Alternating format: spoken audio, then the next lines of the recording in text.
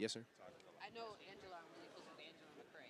Okay. But Randall? Randall. Okay, yeah. Randall, yeah. I go Yeah, to all of Randall's his awesome. He's so I'm hilarious. telling you, Like, we've hung out with him like a million times. He's hilarious. yeah. Yeah. He's going yeah. to be amazing. You were going to be reading about him in history books. I mean, Yes. He's both hilarious and brilliant. Yeah, he is. Which is a great love combination. Randall. Yeah, he's like coached us from like Lowenstein. I'm like, just because I like you, you're like just really hilarious. I like and him. funny.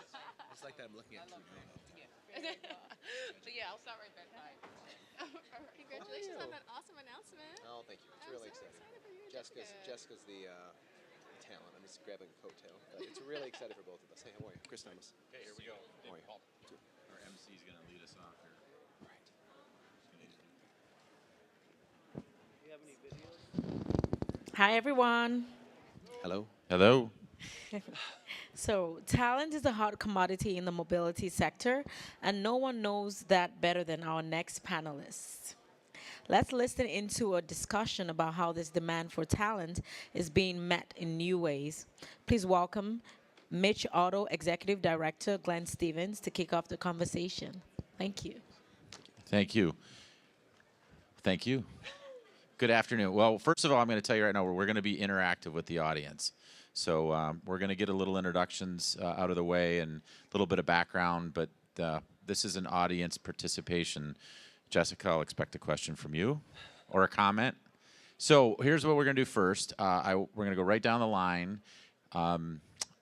If you can do this, I want you to tell everyone your brief background. Chris, if you can do that, I'll be real impressed in what you're doing today. But just take a couple minutes to do that. Sure. So I'll start with today. I'm the co-founder and the president of the Detroit Mobility Lab. We are a nonprofit focused uniquely on ensuring that Detroit has the talent necessary to lead in the future of mobility. And what does that mean? It means that we need to move from single-focused mech or EE engineers, electrical engineers, and have individuals with backgrounds in robotics, cybersecurity, AI, computer science. If we don't have these people in the auto industry, in the mobility industry globally, those industries will not succeed. If we don't have them in Detroit, Detroit will fail to be relevant. And the first initiative of the Detroit Mobility Lab is something we're calling the Michigan Mobility Institute. Myself and Jessica Robinson had a chance to announce this 2 days ago during a keynote on the main stage. This will be a brick-and-mortar institute in Detroit focused on degreeing individuals in those specialities, with the first degree being a Master of Mobility, a one-year program in concert with one or two other academic institutions in which individuals will graduate with a basic knowledge of robotics, cybersecurity, AI, computer science, so as to move into the mobility industry ready. And we're doing this based on the feedback we've received from industry saying they need these people very, very desperately. And by way of background, before this, I was for 10 years, I was a venture capitalist focused uniquely on mobility globally, had the privilege of leading some of the largest exits in autonomy, telematics, and AI. Before that, I was an Army officer, and before that, I was an investment banker. And before that, I was a janitor and a window washer. So I'm native Michigander, and a pleasure to be here today. Good. Thank you. Jill. I'm Jill Ford. I'm the principal of Toyota AI Ventures. We're a $100 million fund focused on autonomy that improves the quality of life. That breaks down into autonomous mobility, robotics, as well as AI and data and cloud that enable autonomy and autonomous mobility and robotics.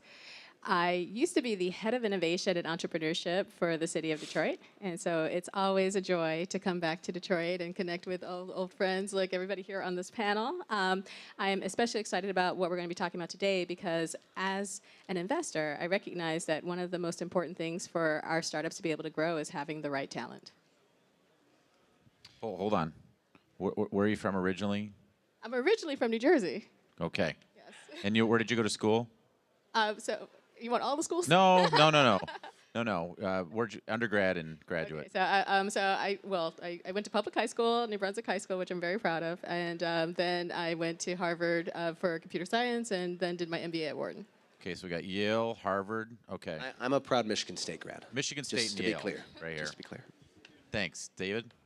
All of my degrees are from Eastern Michigan University, Yeah. who has an awesome Nice. display way over there in automobility. Local guy. My name's David Palmer. I'm the senior director at the Workforce Intelligence Network. WIN is a collaboration of the 10 community colleges, many of which are on the floor here today, and the 6 Michigan Works agencies, some of which are also here on the floor today. And we are your friendly regional labor market data geeks. So we study real-time job postings across 16 counties that makes up the Detroit region, and we say in our reporting what companies think they want for humans. So we aggregate what companies say they want through their job postings. My job is to go in front of boards and organize gatherings to say, what do you actually need? Because what they need is oftentimes different than what they say what they want from the job posting. And then we try to reconcile that with the public investments that Michigan makes in its community college network, in its Michigan Works agencies, and ultimately through other post-secondary venues. So we've done some leading edge research on skills gap analysis and connected autonomous vehicles, work with the American Center Mobility quite closely on some of those studies, along with the University of Michigan, and driving MAGMA, a Michigan Alliance for Greater Mobility Advancement. So there we have this interesting collection of 5 OEMs, all of which are on the floor upstairs, and 4 Tier 1 suppliers, all of which I've seen here as well, where we're talking about what are the incumbent worker training needs, what are the granular skills and credentials that you're looking for in sort of the space that Chris is talking about here, and how do we get you to focus in on getting those humans the skills you need? Because ultimately, these companies are looking for a multidisciplinary, cross-functional work environment that is different than the EE pathway that Chris described, or any of the degrees that we have. So the autonomous divisions within all of these organizations are people that are pulled in from other areas, many of which are walking around on the floor here today. And for any students that are in the audience, the quicker we can get you multidisciplinary, the more useful you'll find yourself in the job sector. Okay, great. Couple quick questions, or maybe I'm going to start with you because what's mobility to you? Put a definition around that. Sure. And everyone's standing. Feel free to sit. Your feet will thank you. We'll feel better about ourselves. There's lots of seats. And so, I feel good about myself already. well, speak for yourself, Glenn.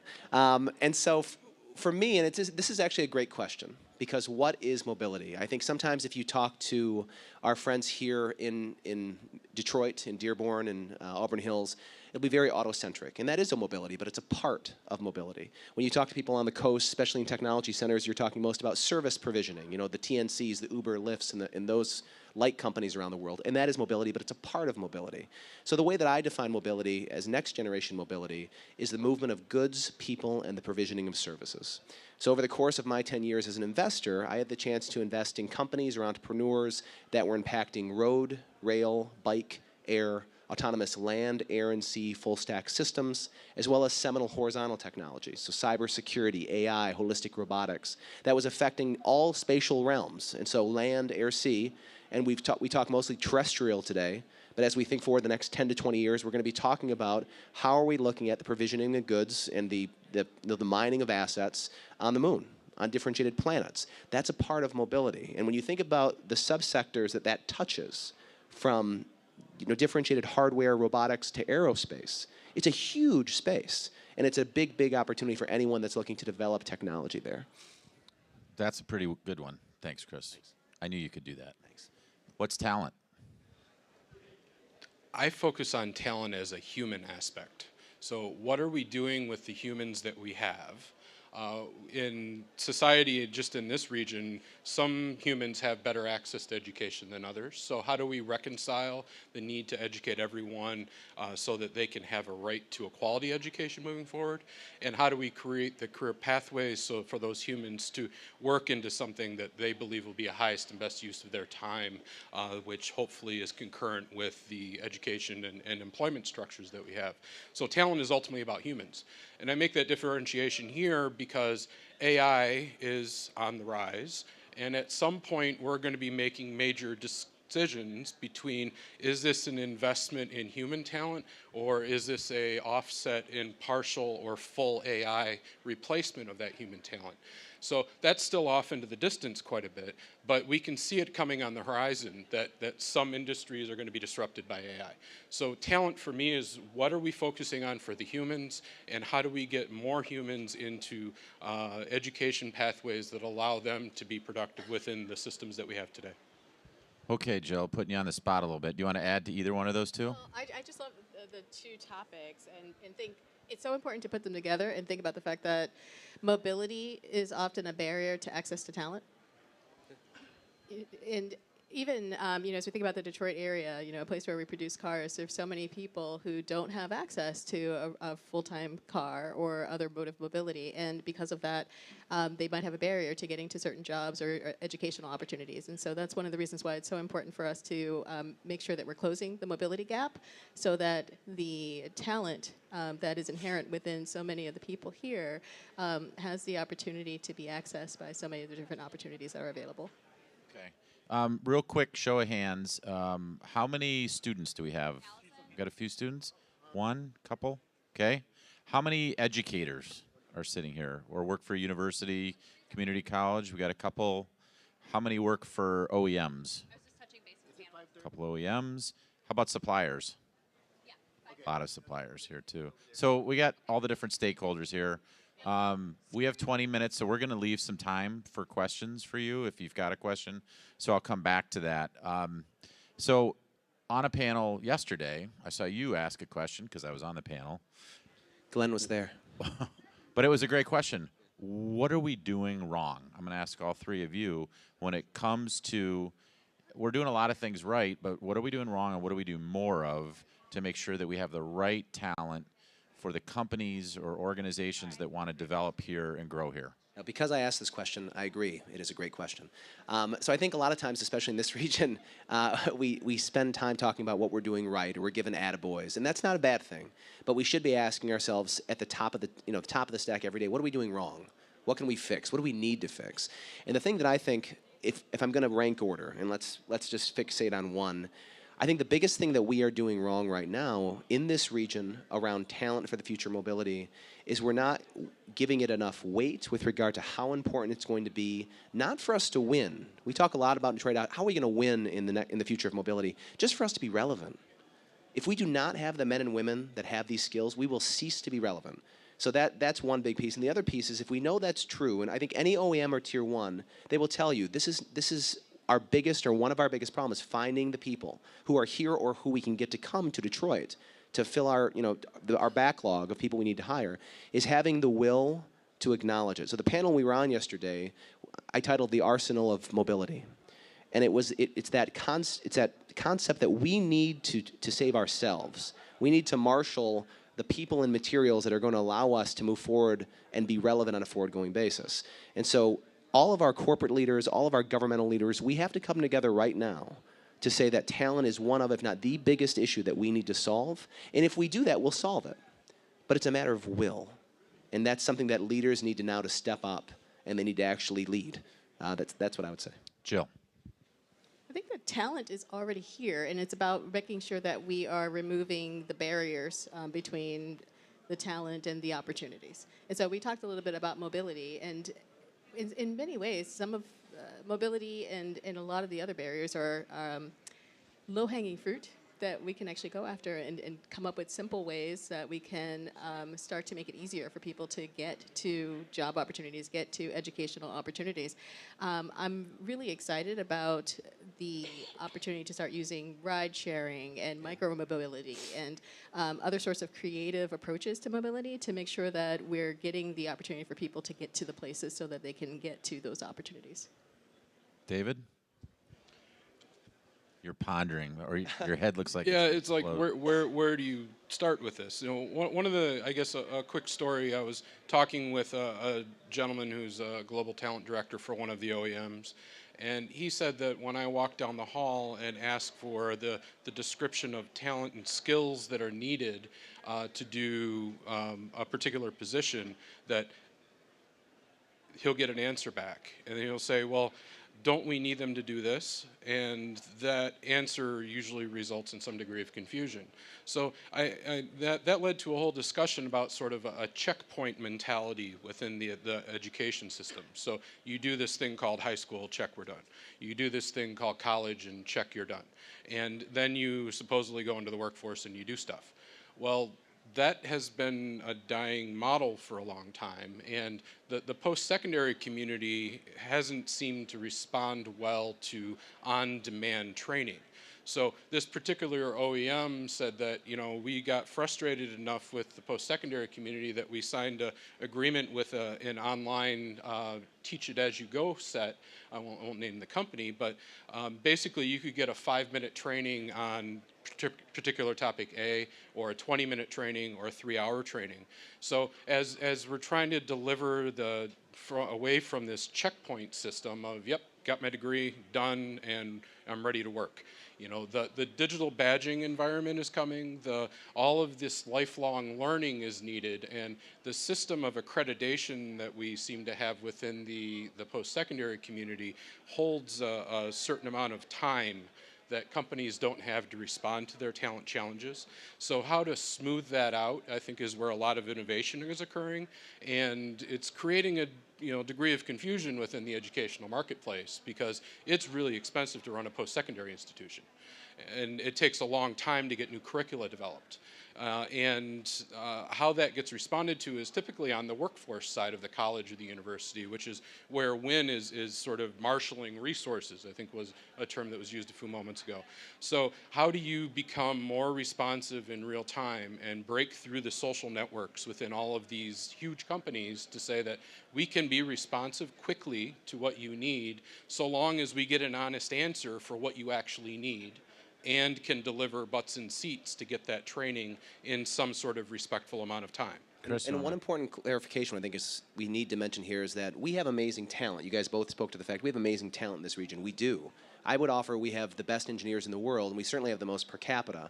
But we recently did some research with BCG, with the Detroit Mobility Lab, trying to quantify how much talent was going to be necessary in the future, but also just what is necessary today, open recs with the next generation mobility. And we currently have a 6x dearth. We need 6x more people just to fill those open recs. So the idea that we have the talent to compete in the future of mobility in Detroit today is wrong. We have to create that talent, or we have to hire that talent. And I would posit that we can certainly augment our talent from Pittsburgh and Palo Alto, but we need to create it here as well if we're going to have the amount of men and women we're going to need with the talent that's going to be able to allow us to succeed. Jill? One of the great things is that the Detroit community does not stop at city limits. And so That's right. the Detroit expat community, the people who come in for Detroit homecoming, Detroit is one of those places that stays in your heart, even if you haven't been here or been living here for years. And if we have an opportunity to reach out to Detroiters from around the country, from around the world, and to introduce them to opportunities to be a part of the growing Detroit community here, I think that there'll be a lot of people who are interested in that opportunity. And it's helpful to remind folks that we have historically had no problem attracting talent here. During the Second World War, hundreds of thousands of humans moved to this region, took up jobs, and became residents from wherever they came from, right?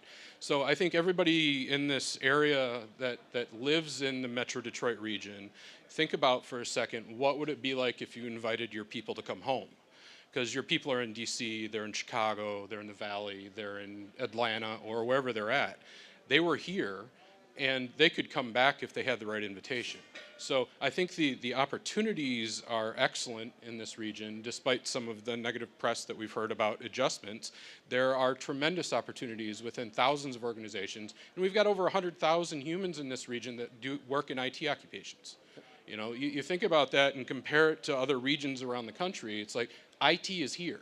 The sooner we transition the fact that auto and mobility is IT, the quicker it is to create a mental picture of the types of jobs and opportunities there are in this region for those companies. And that clear picture is actually something that's really important. Letting people know that the jobs in mobility are jobs that can have people coming in from a variety of educational backgrounds.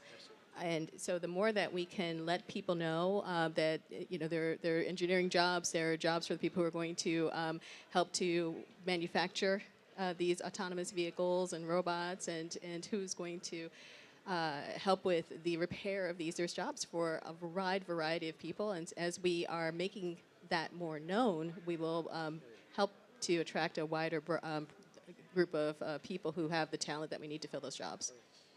I'm going to ask a question that probably could do a whole panel on, but so one of the people on my team, Caitlin, was just showing me an article that was written, I guess, in the Free Press about the auto show, just published. It said, "Where are the women?" You'll see it. It's in the news, right? So I guess my question, my question to you is, as we look at the world of talent that we need, are we doing enough about diversity and inclusion in the talent pipeline? There's a lot going on. We're going to the Inform breakfast, and it'll be great tomorrow morning. But are we doing enough? I know it's a big question, but who wants to? Jill? Well, I'll start with one thing. So we've talked a lot about talent that's developed in institutions, going to schools and getting degrees and such. But education happens outside of the classroom. Education happens through mentorship, through exposure to new ideas, new vocabulary. I smile thinking about the fact that as a child, I didn't know what an angel investor or a venture capitalist was. And once I got that word, it opened up a whole new array of exciting opportunities for me. And so helping young people to get the exposure that's going to build their curiosity and get them learning more is really important. And that doesn't have to happen inside of a classroom. That can happen just from the informal mentorship that we have with young people and helping them to understand what we do and what we're interested in and what possibilities are out there. So in, I think it was 2016, according to WIN's analysis of job postings in our region, there were a little under 90,000 job postings in our region for IT talent. And there were less than 8,000 graduates at all levels of post-secondary. So putting that in perspective, the Seattle region graduates less than half the amount of people that we graduate every year in IT occupations. So we looked to Seattle and said, you're developing a really fantastic IT apprenticeship program, and what is built into this? And their whole piece, in collaboration with some of the big kid companies that you may know in Seattle, was how do we increase the number of women, veterans, and people of color into IT occupations? Well, we need to create a different methodology for them to come into this talent stream by setting aside prior education and work experience in favor of interest and aptitude in these areas. And lo and behold, a very large corporation that we put quite a package together for to try to bring to Detroit is using this as one of their key hiring initiatives for veterans. So increasing the number of women, veterans, and people of color, which, workforce participation numbers, according to our friends, the federal government, when they're actually open to do business, have very low numbers. Less than 10% of the IT population are going to be veterans, less than 10% of the population are going to be women, and less than 5% are going to be people of color. So to reconcile that, I think there needs to be a shift in methodology, because not only do you need more humans, but the systems many organizations have created to screen and vet talent, vet out people that could be well qualified and passionate individuals within our organization, rather than coming from the branded universities that we all know and love, but they don't generate enough talent to fill the hundreds of thousands of positions that we have around the country. Yeah. Okay. And I would just offer that the more we equalize opportunity, the more we're going to have earned and fair outcomes. And what I mean by that is, I think, to Jill's point, who are your role models? Who do we see in positions of power that we want to emulate? We're lucky just in this crowd today, not to call out Allison Malik, who's over there checking her phone, but Allison Malik from May Mobility, former venture capitalist at GM Ventures, COO and co-founder at May. Jessica Robinson, just named the executive director of the Michigan Mobility Institute. Your very own Jill Ford right here, native of Detroit, who's now one of the premier venture capitalists on the Toyota AI platform. Unbelievable, and women who I know well as friends and who I'm very lucky to have in my network, and I don't say this for any other reason, you don't have to buy drinks or dinner, but I mean this because you guys are setting an example for young women who are now going to want to emulate you and who are going to want to be you. And so when I see women and people of color and people from differentiated backgrounds and veterans like myself, I want to be sure that everyone has this same opportunity. We're all going to work hard, we're all going to earn different outcomes, and that's okay by me as long as we all have the same at bat. And this is really inspiring to me when I look around the room today. And I've got a couple on my team too, Caitlin and Tabitha. So we're working on it. Yes, and They keep me honest. Having role models does not stop when you become an adult. It's all relative. So when you're a child, you're looking at people who might be in their 20s and 30s, and when you're in your 20s and 30s, you want to look up to the people who are in their 50s and 60s. And so I am always on the lookout for role models as I move throughout my career, and just to open up new possibilities for me. Okay, we've got a few minutes left. Does anyone in the audience have a question? Right in the back here. Oh. Hi, my name is Eileen Weathers. Hi, Eileen. I waited around for this, so I'm glad to be here. Thank you. Quick question. This is my first time attending. I think I came last year, but I ended up coming in the afternoon. So anyway, a lot of discussion on mobility has been very interesting today, but what I wanted to pose to the panel is that a lot of the discussion has centered on young employees or the millennials. And so someone who may be mid-career or even retiring, considering that. Is that a pool that is going to be left behind or included in the mobility horizon? So I'll give you a stat real quick, and thank you for the question. So there are around 600,000 people in Southeast Michigan who started a degree at some point in their life or a certificate, but they didn't finish, or they want to change, or they're midstream, and it's all different types of ages. Getting those people to realize that there's a next opportunity or a way to complete those is really important. But it's a great question, and I know let's finish with some comments from each of you on that. Sure. I would just offer there's two things that I'm really focused on that go directly to your question. One about employee and executive retraining. So we saw that GM just had 15,000 voluntary retirements. Were all of those people at a stage in their career that they would have wanted to be retrained and stay on? Probably not, but lots of them were. I would offer thousands of them were. So what if you had an entity that was local, that you had the ability to take those individuals, that they could go and get a one-year refresh and then go back to the mothership and be incredibly valuable in a very different way? That's something that the Michigan Mobility Institute is going to offer. And so I think there is a huge role to play because of the institutional knowledge those employees have, the fact that they've been on the ground for that long, and they bring just wisdom, and you want them to be part of your organization. On the other side, I think, and you talked a little bit about this, about the trades. We have jobs today that will be defunct within a decade, certainly within 2. There's never been a point rather in the history of man in which someone became obsolescent in their lifetime. It used to be if you pushed a plow by yourself, you would pass, it goes to the next individual, they'd have a mule, they have a steam engine, they have a gasoline engine. We're going to see people that in their lifetime are redundant. So what do we do with those people? How do we make sure that they remain active members of society? We retrain them in terms of the future of mobility. And so when I think about mobility broadly, it's going to be managing urbanized autonomous fleet. It's looking at electrified sensor suites and making sure they're dialed in as these vehicles or these assets are going around the city. Again, that's something that working with community colleges, the Michigan Mobility Institute is going to be very focused on doing. But we have to do that. Jill? And I'll also add that there's not just the opportunity to get a job, there's the opportunity to create a job. Building businesses, finding the pain points that you think are the ones that you're most passionate about, and building the companies that are going to be profitable, and then create opportunities for other people to get jobs at the company that you are starting. Absolutely. So David, the quick IT thought. apprenticeship program that I mentioned earlier, Apprenti, the youngest apprentice is 18 and the oldest is 62.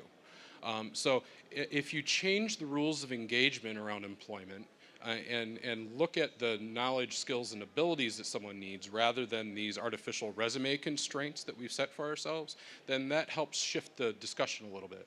Additionally, with a lot of workers that are my senior that I've talked to about this exact challenge, there is a mindset within the individual that somehow they're going to be screened out. So it's got to, both sides have to be working in a positive direction. And there's lots of ways to do that, whether it's through retraining programs or otherwise. And I think it also, begs the question of how we look at education in this state. There are 2 court cases on hand saying that students in K-12 don't have a right to a quality education in Michigan, thanks to the previous Attorney General. So if you're going to be shifting that conversation, I think, pushing the button on reset for how we engage with education in this state and who gets those pathways and opportunities, regardless of age, because now you have a lot of adults that don't have high school education, and they're locked out of everything. So how do we get adults lifted up to be able to move this process forward and take these opportunities that are going unfilled in the marketplace? Time for one more question. Anyone have a question? We'll call on somebody. Yeah, I'll call on somebody. There we go. Yeah, please. Hold on just a second. We'll grab a mic.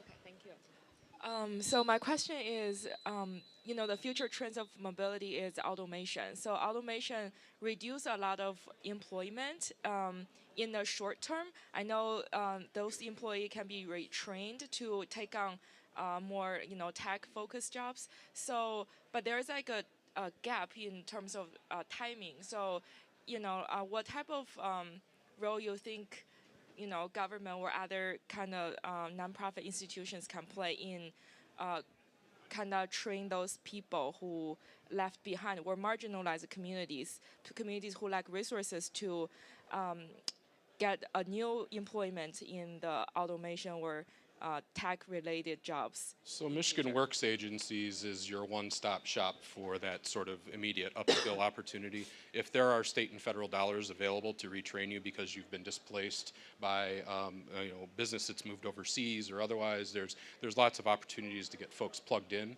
and that's on the individual to go out and figure out how to make those resources available. Automation is also opening up new career pathways, which is, I think, one of the tricks that our organization, in particular at WIN, we've been thinking a lot about is there's going to be a lot of new occupations created. And how do you begin organizing intelligence about what those opportunities could be, and then look at the knowledge, skills, and abilities that are required to be able to move into an occupation that is not yet fully sort of developed. So there's a lot of chicken and egg questions that begin occurring when you're talking about inventing new technologies in real time and the new occupations and skills that go with it. Jill or Chris, any final thoughts on that question? I would just say that it's in the early 1800s, there was an attempt to close the patent office in the United States because everything that was going to be invented had been invented. They were incorrect in that. I think we're going to continue to see innovation. We're going to continue to see people starting new jobs, and that's going to be incredibly interesting. Things we couldn't think of right now, or that are derivatives of things we know about right now. But I also think that we're going to see a two-step when it comes to the redundancy of human labor within some aspects of autonomy and mobility. I think we're going to see a lot of cobotting. And what I mean by that is when you think about industrial robotics, the way in which humans and robots are working together to bring far greater efficiencies, but efficiencies that will be captured or accepted by the marketplace. So there won't necessarily be a downturn in human labor alongside robot helpers, or whatever they're called at that time. But we will get to a point where we're going to see true redundancy, and those individuals will be replaced by automation. So that's a point at which, is that 20 years, is that 40 years? I don't know. And if anyone tells you they know, they don't know. But we have to start thinking about it now. And we have to it's a societal issue. And it's one that I think we push to say the market will find a way, the market will solve it. And I think there's many efficiencies that come from the market, but we also have to be thinking forward as to how does an individual remain motivated? How do they have the sense of pride that comes from work? And how do they ensure that there's something that they're getting up to do every day? And so is that what exactly that's going to be when our children and grandchildren are on these stages and in these seats, we'll see. But we need to start talking about that right now. It's a great question. Okay, so we're one more. We have time for one more? No, hold on just a second. We'll get a mic for you. I feel that humans are normally comfort creatures.